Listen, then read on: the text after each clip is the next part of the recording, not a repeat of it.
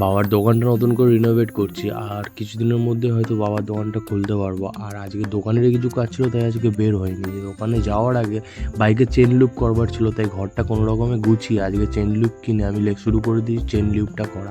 আমি প্রতি সপ্তাহে গাড়ির চেন লুপ করি, কারণ প্রতিদিনই কম বেশি আমার গাড়ি 80 কিলোমিটার চলে। যাই হোক, তারপর বেরিয়ে পড়ি দোকানের দিকে। দোকানে যাওয়ার আগে বেশ কিছু দোকানের মাল কেনার ছিল। আসলে আজকে থেকে দোকানের ওয়্যারিংয়ের কাজ হবে, যেটা করব আমি আর দাদা।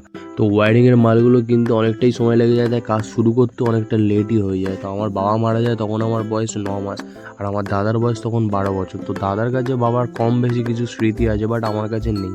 তো সেই জন্যই আমার দাদার আমার মায়ের একটাই লক্ষ্য ছিল, এটাই যে বাবার দোকানটা নতুন করে শুরু করা। বাবার দোকানে বাবা কেরোসিন তেলের ডিলার ছিলেন, এখানে তেল বিক্রি করতেন। তো বাবা মারা যাওয়ার পরে মা আর পেরে ওঠেনি, তাই অনেকদিন দোকানটা খালিই ছিল। আমাদের তেলের লাইসেন্সটাও ক্যান্সেল হয়ে যায়, তারপর ইলেকট্রিসিটিও বন্ধ করে দেয়।